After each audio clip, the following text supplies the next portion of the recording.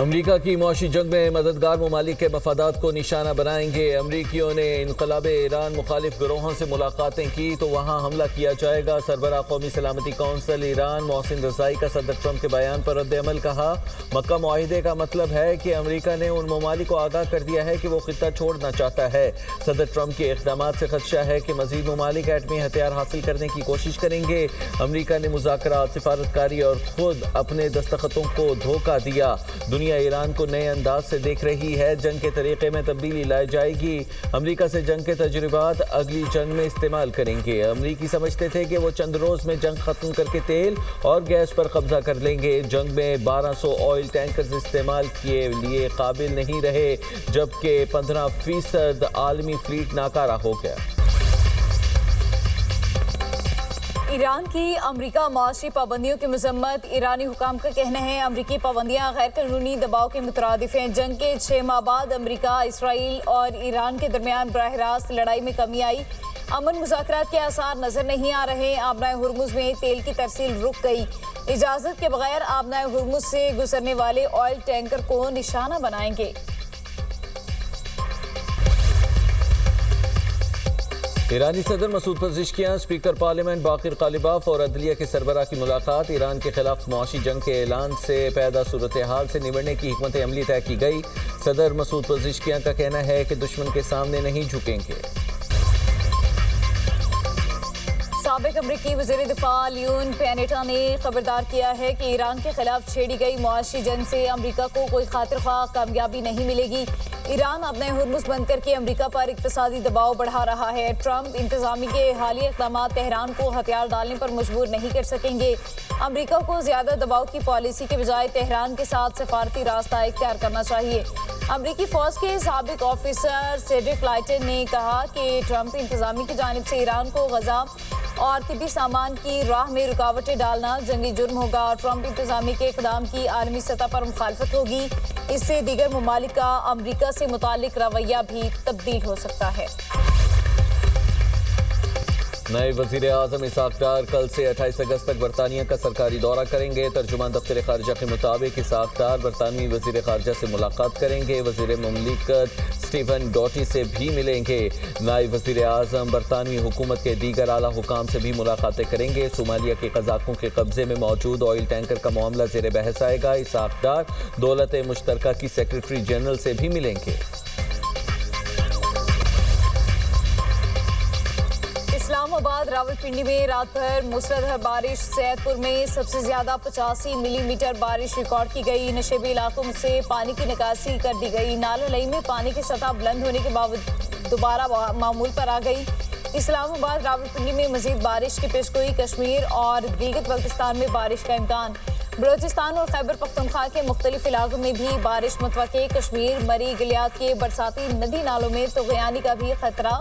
خیبر پختونخوا کے پہاڑی علاقوں، گلگت بلتستان، مری، گلیات اور کشمیر میں لینڈ سلائیڈنگ کا خدشہ۔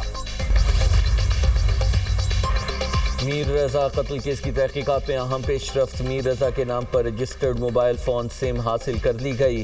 ذرائع کے مطابق پولیس کی درخواست پر موبائل کمپنی نے سم جاری کی۔ سم کی ملکیت میر رضا کی والدہ کے نام پر منتقل۔ سم کے ذریعے میر رضا کے واٹس ایپ اکاؤنٹ تک رسائی حاصل کی جائے گی۔ واٹس ایپ کا بیک اپ ڈیٹا حاصل کر کے تحقیقات آگے بڑھائی جائیں گی۔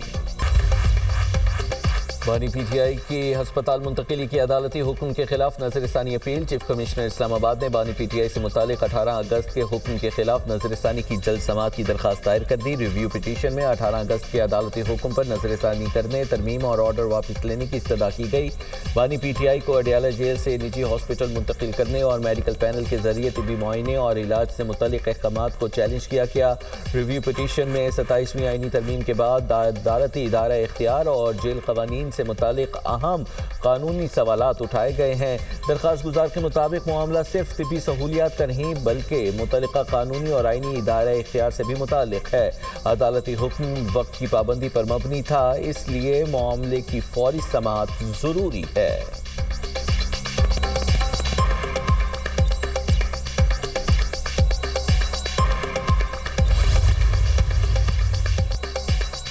تحریک انصاف इंसाफ ने बानी की सेहत पर सियासत करके तौहीन अदालत की अदालती ऑर्डर में था सियासी बयानबाजी नहीं होगी। पीटीआई ने अदालती हुक्म ना मानकर अपनी यकीन दहानी की नफी की।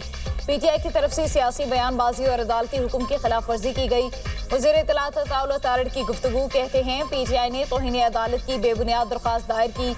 बानी की इलाज मुआलजे के लिए इंतजामिया ने अदालती ऑर्डर पर अमल दरामद किया। बानी पीटीआई का तिब्बी मुआयना शफाफ तरीके से कराया गया। बानी के मुआयने के दौरान उनकी हमशीरा मौजूद थी। बानी के इलाज में पीटीआई की तरफ से रुकावटें खड़ी की गई। शिफा हॉस्पिटल के बाहर ट्रॉलियों की शक्ल में लोग किसने जमा किए? प्रेस कॉन्फ्रेंस करके क्या अदालती हुक्म की खिलाफ वर्जी नहीं की गई? हुकूमत ने एक दिन भी बानी का इलाज नहीं रोका। बानी पीटीआई की सेहत के मामले पर सियासत ना की जाए। पिम्स की प्रेस रिलीज के मुताबिक बानी पीटीआई सेहतमंद है।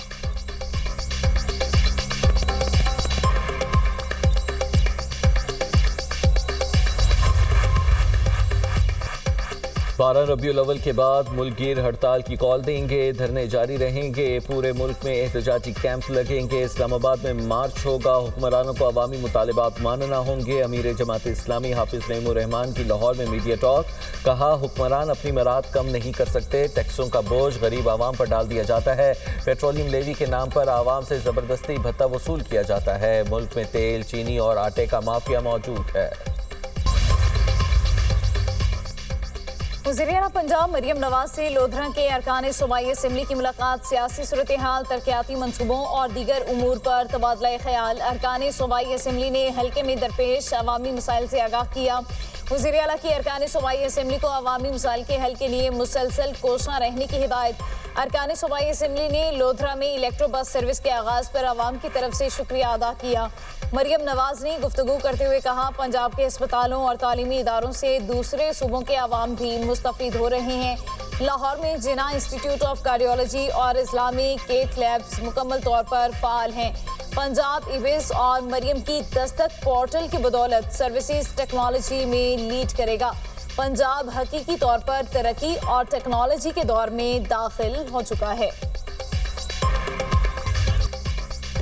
आज़ाद जम्मू कश्मीर में रोजगार, तालीम, सयाहत समेत तमाम शोबों में सरगर्मियां मामूल के मुताबिक बहाल। मुजफ्फराबाद, मीरपुर समेत दीगर इलाकों के शहरियों ने मामूलाती जिंदगी की बहाली को खुशाइन करार दे दिया।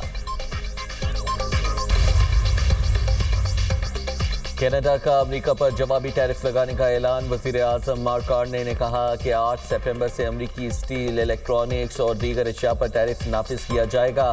सदर ट्रंप की जानिब से कनाडा पर 50% टैरिफ आयद किया गया है। कनाडा की अमेरिका को $20 अरब मालियत की बरामदात मुतासिर होंगी। टैरिफ के मामले पर दोनों ममालिक के मुज़ाकरात नाकाम हो गए थे। वज़ीर आज़म मार्क कार्ने ने कहा कि अमेरिका कनाडा को नुकसान पहुँचाने और तकसीम करने की कोशिश कर रहा है।